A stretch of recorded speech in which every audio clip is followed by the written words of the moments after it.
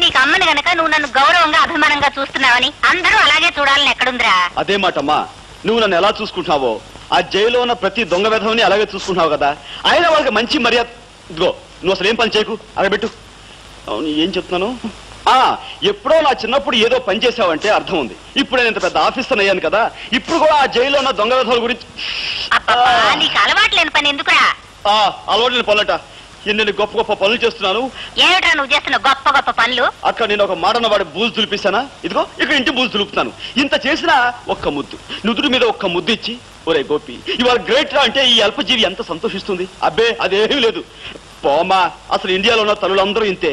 చేసిన పని గుర్తింపు ఉండదు కదా. ఒరే నాన్న, నిజంగా నువ్వేదైనా గొప్ప పని చేసి నేను తలెత్తి చూడాల్సినంత ఎత్తికి ఎదిగిపోయిన రోజున నువ్వు అడగక్కర్లేదురా. ముద్దైనా దీవెనైనా నేనే ఇస్తాను. సరే చూస్తూ ఉండు. నువ్వు మెచ్చి ముద్దిచ్చేంత ఘనకార్యం తొందరలోనే చేసి చూపిస్తాను. మా బాబాయ్ గారి ఇంట్లో నేను చూసిన డర్టీ హరి పిక్చర్ కాస్త బ్రహ్మాండంగా ఉంది. అందులో క్లీన్ టేస్టెడ్ ఒక పోలీస్ ఆఫీసర్ ఎంతో డేరింగ్ గాను ఎంతో ఇంటెలిజెంట్ గాను ఒక గ్యాంగ్ స్మాష్ చేశాడే. పిక్చర్స్ లోనే కాదే, మామూలుగానే పోలీస్ ఆఫీసర్ చాలా తెలివిగాను చాలా డేరింగ్ గాను ఉంటారే. రబ్బిష్.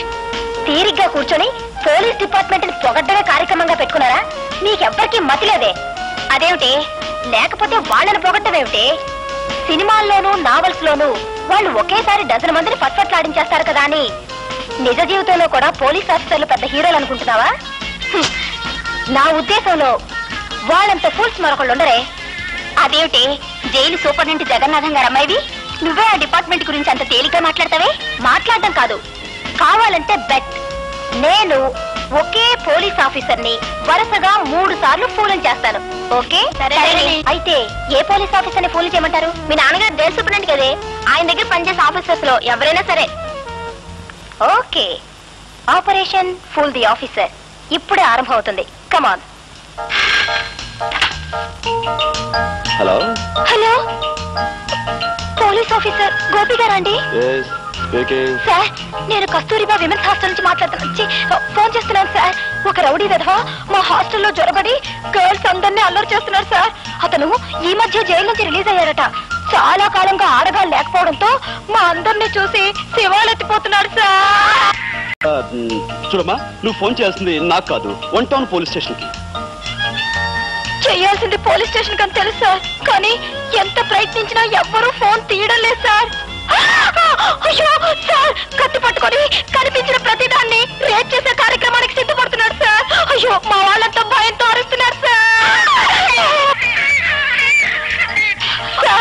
మీరే రావాలి, లేకపోతే రేప్ మీద జరిగిపోతుంది సార్. రేపొద్దున్నకి మా శీలాలన్నీ మా దుర్మార్గుని కబంధ హస్తాల్లో బలైపోతాయి సార్. ఆగనమ్మా, డోంట్ వరీ. చూడండి, నేను వచ్చేంత వరకు మీరు మీ శిలాలు జాగ్రత్తగా కాపాడుకోండి. ఓకే, క్షణంగా ఉంటాను.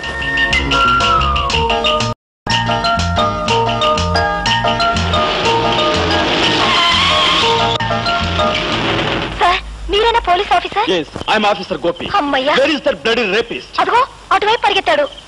రేయ్, ఏమ్మా, వాడి వల్ల మీకేమీ ప్రమాదం జరగలేదు కదా? మా ఫ్రెండ్ లత్తో అదే దీంతో వాడు ప్రోగ్రాం ప్రారంభించబోయాడు. అందరం కలిసి అరిచేసరికి అదిగో ఆ కనిపించే వార్డెన్ గారు కొంపలోకి దూరాడు. కొంపదీసి ఆవునేమైనా చేస్తారేమో. సార్ సార్, ఎస్, తలుపు కొట్టకండి. వాడి కార్యక్రమం డిస్టర్బ్ అయిందనే కోపంతో ఆవిడ్ని పొడి చేస్తాడేమో. సార్, వాడిలాగా గొట్టం పుచ్చుకొని పాకి చప్పుడు కాకుండా పై కిటికీలోంచి దిగడం మంచిది. గొట్టం నేను. సార్ ప్లీజ్, మా వార్డెన్ గారి ప్రాణాలు కాపాడండి. All right.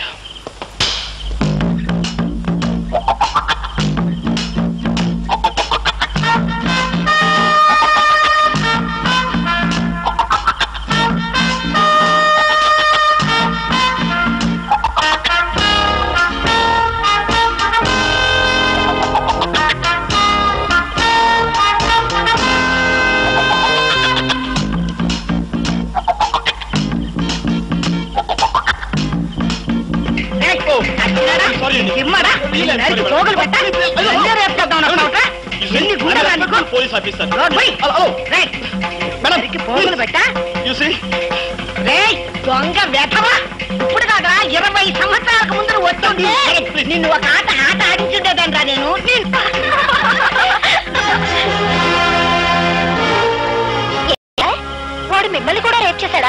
Shut up. నా డ్యూటీ కాకపోయినా ఏదో ఆడపిల్లలు ప్రమాదంలో ఉన్నారని ఫోన్ చేస్తే వెంటనే వచ్చాను. చూసి ఒక పోలీస్ ఆఫీసర్తో ఈ విధంగా వేళకోవడం మంచిది కాదు.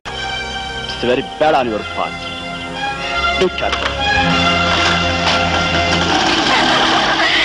చూసారా, ఒకసారి అయింది, ఇంకా 2 సార్లు.